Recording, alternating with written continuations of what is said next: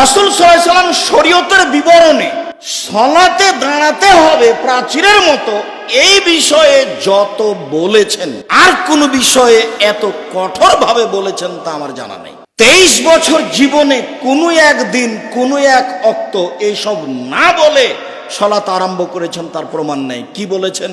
কাতার সোজা করুন, প্রাচীরের মতো হয়ে দাঁড়ান, আগে পিছে হবেন না, নইলে অন্তর পরিবর্তন হয়ে যাবে।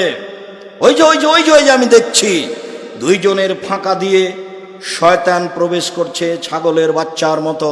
যে ফাঁকা বন্ধ করবে আল্লাহ তার জন্য জান্নাতে ঘর বানাবেন।